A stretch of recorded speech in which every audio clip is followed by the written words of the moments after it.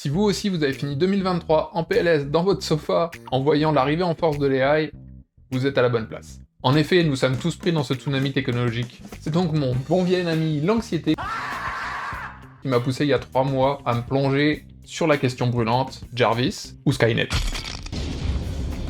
C'est le déchirement entre ma nerdiness sur les nouvelles tech et ma nostalgie de l'ancien temps. La chose la plus compliquée que j'avais à gérer, c'était un Tamagotchi. On a survécu l'ère de l'ordinateur, l'avènement d'Internet, mais chaque grand chapitre technologique nous pousse dans l'éternel dilemme, progrès ou perte. Donc laissez-moi vous montrer comment, plutôt que vous voler votre âme, l'IA peut level up votre créativité.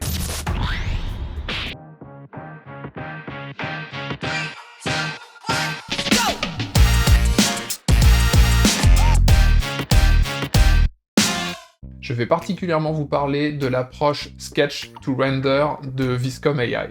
Cette pépite nous vient de Jordan Taylor, un vétéran de chez Honda et Nvidia, qui a réalisé l'outil rêvé pour un artiste. Alors si vous êtes prêt à me suivre du côté obscur sans perdre votre âme d'artiste, laissez-moi vous emporter dans une galaxie pas si lointaine. L'IA n'est pas connectée à vos pensées, enfin du moins pas encore. Mais à l'aide de votre input, elle est capable de vous offrir une possibilité infinie de rendu basé uniquement à partir de votre sketch, ainsi créant un aperçu des types de rendus vers lesquels vous pouvez aller. Il ne vous restera plus qu'à peaufiner avec Viscom, ou transférer vers l'application de votre choix, type Photoshop ou Procreate si vous préférez comme moi. Moi personnellement j'utilise Viscom en duo avec Procreate, car les outils de Viscom sont assez basiques, mais moi je préfère honnêtement passer par Procreate pour pousser mon idée encore plus loin. Car ainsi vous gardez un maximum de contrôle sur votre image, donc utiliser Photoshop ou Procreate peut être un avantage. Si vous avez peur que l'IA vous vole votre job, dites-vous que c'est probablement une personne qui va utiliser l'IA qui va prendre une longueur d'avance. Rappelez-vous l'arrivée de Photoshop. La réaction de la communauté créative à l'arrivée de Photoshop illustre bien comment la tech peut défier et enrichir nos process créatifs. Avec des outils comme Viscom, vous allez pouvoir amplifier vos créations et ce n'est que le début. Sur un point de vue plus pratique, voici mon workflow pour créer des visuels à partir de Viscom. Première partie, ça restera le sketch, c'est la base et c'est là que vous gardez le plus de contrôle et que vous définissez la direction de votre concept.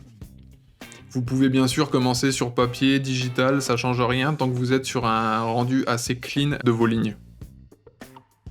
Dans un second temps, c'est important de faire un mood board pour définir dans quelle direction vous voulez aller en termes de rendu et de type d'éclairage, et enfin les informations que vous allez pouvoir donner à Viscom qui vont vous aider un maximum pour aller exactement là où vous voulez aller.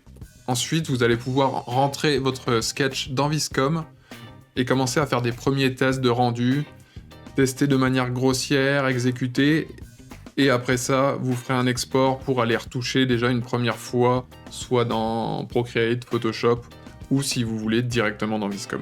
Suite à ça, moi personnellement, je vais prendre plusieurs types de rendus que j'ai fait, et là je vais commencer à photobâcher entre eux les différents éléments que j'aime pour créer une image finale, entre guillemets, de composition. Une fois ça réalisé, je fais juste un clean-up final sur Photoshop ou Procreate. Et voilà, si la vidéo vous a plu et que le sujet de la créativité, les nouvelles techno vous intéresse, je vous conseille de souscrire, puis peut-être de mettre un petit pouce en l'air, et puis écoutez, je vous dis à la prochaine vidéo.